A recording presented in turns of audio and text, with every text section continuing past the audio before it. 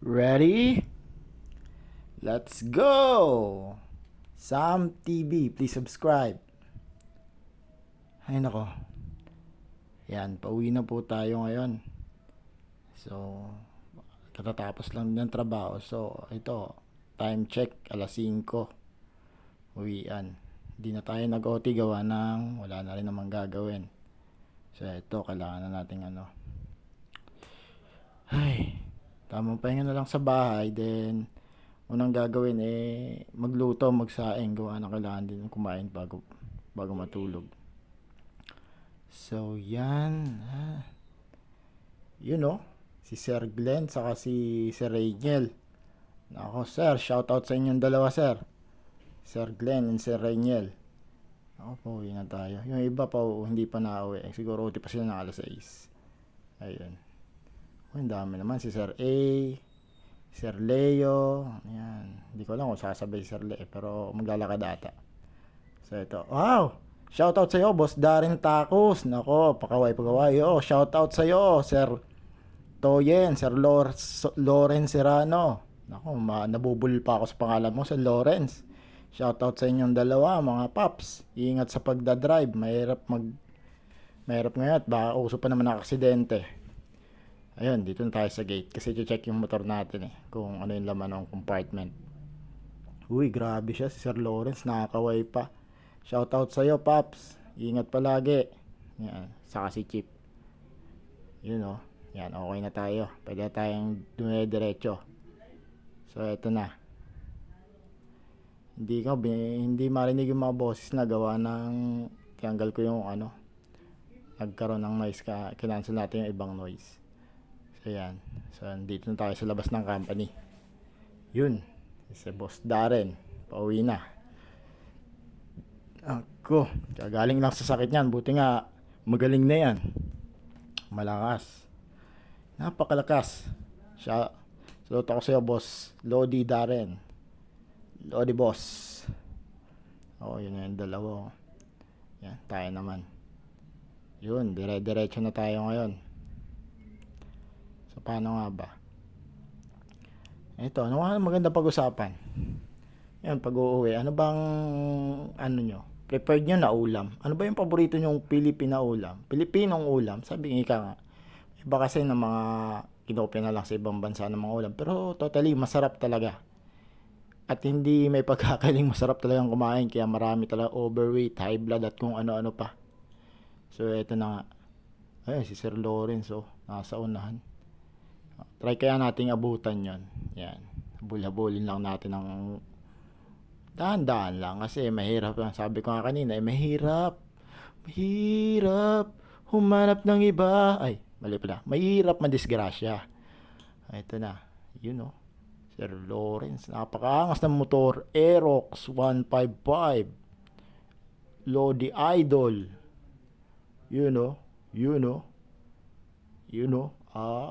Diba inabutan din. Traffic kasi. Medyo crowded na rin kasi pag ganitong oras ka uuwi. Yan. Ito na. Yan. Punahan muna kami, boss. Uy, ano ba yun si Tatang? Sama ng tingin mo naman, tay. Hindi naman.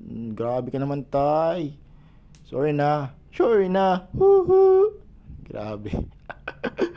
Grabe siya, Iniwan na nga tayo ni Boss Lawrence. Asa na kaya yan? Hari ng daan. Boss e-bike. Salute sa may mga e-bike. Yan ito din naman. Si Bossing. Kinat mo pa. Bro, okay lang. Yan, dami nagkakat. Sir Tarre. Sir Lawrence, saan ka pupunta? Magpaparis na naman yun, sigurado. Ingat lang, Boss Lawrence. Nako, nakaka-high blood yan na pares. Where are we? We're talking about what kind of Filipino dish you really want to eat or your favorite dish, like adobo, gata, gisa. Which one you prepared? Alin ang mas gusto mong ulamin? Pero sa bagay, kung iba-iba mas maganda kasi pag iba-iba mas masarap kumain, lalo na kung sa amin like mga Bicolano, samuya. Yan, mga parakakangking lada or laging may hilig kami sa maanghang or lagi kaming pag kumakain is hindi mawawala yung sili sa pagkainan. Yan. Shoutout sa'yo, naka driver na naka-yellow tricycle. Okay, sige. Tururut, tururururururut. Naalala ko tuloy yung pinakamasarap na luto ng nanay ko na adobo sa gata. Kaso ang problema lang kasi noon, dahil sa may gata, madali siyang masira. Hindi katulad nung typical na adobo na toyo, suka at kung ano-ano lang na. Yung pinaka-common lang talaga sa pag-aadobo. Pero sobrang sarap nun, nako.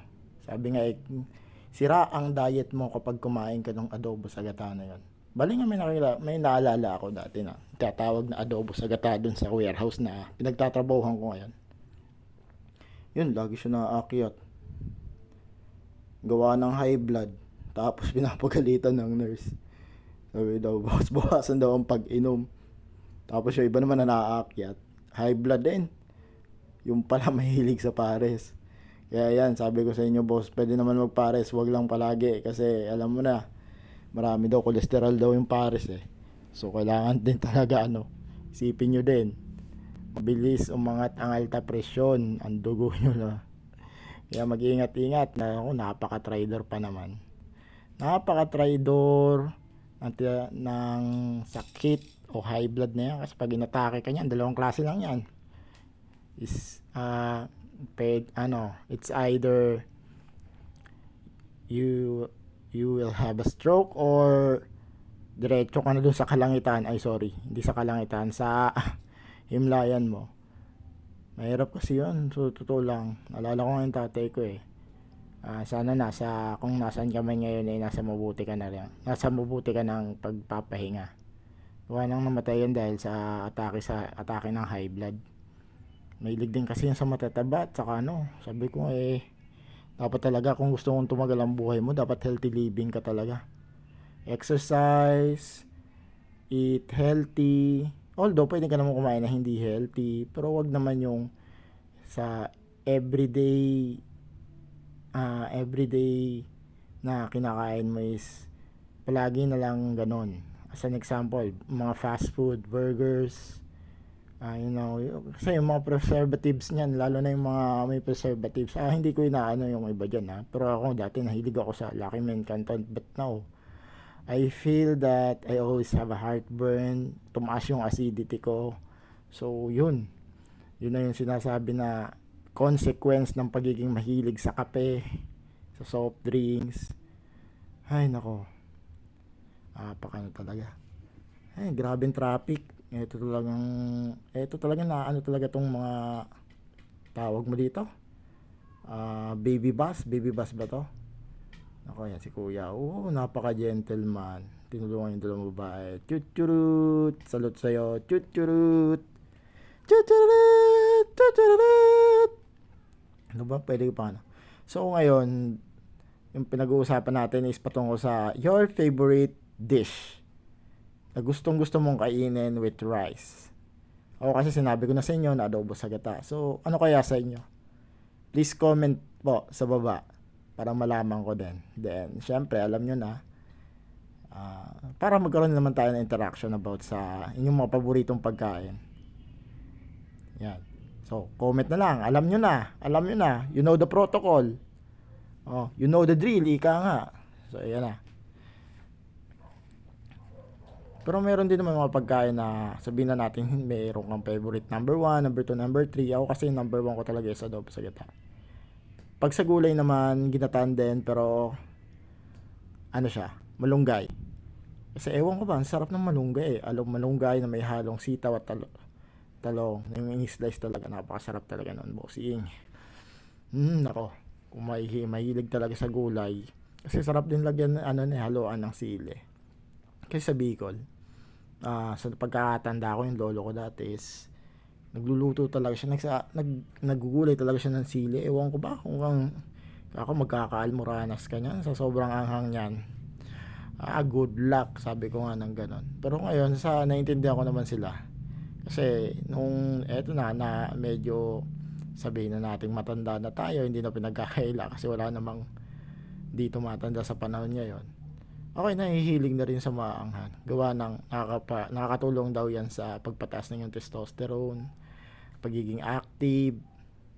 Yun. Isa na, konti lang yan at isa sa mga benefits ng pagkain ng maanghang. Pero sabi nga lahat ng sobra ay bawal. Ay nako. Kanina sinabihan ako ni Sir Lawrence. Nako. Shout out sa iyo ulit, Sir Lawrence Serrano. Boss Lodi Toyen. Lodi Boss Toyen. Nako. Mas marami pa daw akong nasasabi sa inabot sa binahe ko. Grabe no. Napakaangas.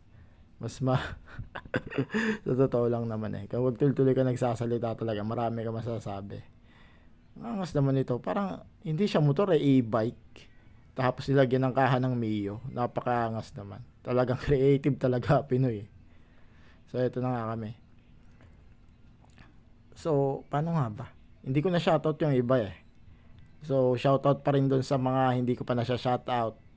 Unang-una si Boss JB Saavedra, pangalawa si Ma'am Sara, pangatlo si Ma'am Christine, pang-apat si Ma'am Kim, si Boss Leo Marvin Hernandez na pinakagwapo dyan, si Paolo Perez na wala nang ginawa kundi uminom ng tubig o na diet, si Sir Darin Tacos, si Ma'am Lai Kagwarin, si Rica Mendoza, si Princess Lara, alam nyo na, si Ma'am Princess, si Ma'am Erica Palad, ang aming team leader. So alam nyo, si Ma'am Laika Perer, si Leanne Latagan, really sorry, nung last time ko lang sinoutout ko si Ma'am Leanne Latagan is, ang ginawa ko ay lagatan. sorry na, Latagan, for correction lang na. So si Ma'am Kea Bapol, ngayon, nagtataka ako kanina kasi hindi siya nag-6 So baka may date si Ma'am Kea Bapol. Then si Ma'am Christine Makabata, alam nyo na. Tsaka yung mga big boss, bahala na sila kung sino sila, basta yung mga big boss. At ang aming si Sir Leo Bonso, syempre. Hindi natin makakalimutan yan. Isa yan sa mga taong napakabait na tumulong sa atin simula nung pumunta tayo dito sa Cavite. Ngayon napalis na tayo ng Cavite kasi uwi na tayo ng Bicol. Yan. Tumatanaw pa rin ako ng utang na loob kay Sir Leo kasi nga ganun ako once na kahit maliit man yan na malaki na tulong, binabalyo ko talaga yan. Saka talagang kinikip ko talaga. Kapag may utang na loob ka kasi, kailangan lagi mong inaalala yung mga taong nakatulong sa'yo. At thank you rin kasi sa support pa rin. Kasi kahit naman pa paano si Sir Leo, siguro kung terror talaga na supervisor ang talaga makakapag-isip ka ng kung ano pero si Sir Leo talaga the best supervisor yan ko. Although minsan napag-iisipan ako na sip-sip, dati talaga grabe yon. Minsan pinaririnig pa talaga sa akin pero sabi nga nila Diyos na bahala sa kanila kung sino man sila. Kasi sa totoo lang naman tumatalo lang talaga ako ng utang na loob kay Sir Le. Kaya thank you Sir Le sa pagiging matulungin mo sa akin. Napakabait mo. At shoutout din sa mga katrabaho ko na sales processor dyan. Shoutout po sa inyo, napakababait nyo. Kahit minsan yung iba, talaga may attitude Pero, ganun kayo Mahirap baguhin na natural. Basta keep safe lang palagi. Ano pa bang dapat natin sabihin? Wala naman tayong ibang napag-uusapan kundi yung ulam, yung pares, yung mga tao dyan na napakagwapo. Alam nyo na yun kung sino kayo, mga boss, Lodi kayo dyan. Yan. So malapit na nga ako dito sa aking tinutuluyan. Yan, eto na kami. Medyo talagang malapit na talaga summer kasi tingnan mo, mag-aalas 6 na but look at the sky. Napakaliwanag pa. Hindi pa siya talaga kasi nung last time nung December, ang alas 6 sobra na talagang dilim, as in gabi talaga. Gabing-gabi, parang gabing-gabi na yung Pero ngayon, alas 6, tingnan mo, napakaliwanag. Napakatindi talaga. Boss Lodi bro. Ay, nako. So, sana nag-enjoy po kayo sa video na to Thank you for watching talaga sa lahat na At saka sumusuporta. Sana pa-subscribe naman dyan, mga bossing. Lalo na yung mga nakakilala sa akin, pa-subscribe naman dyan. Hindi naman ako ng pagkakataon ng pasok yung cam. So, ito na. Bye! Thank you for watching. God bless all.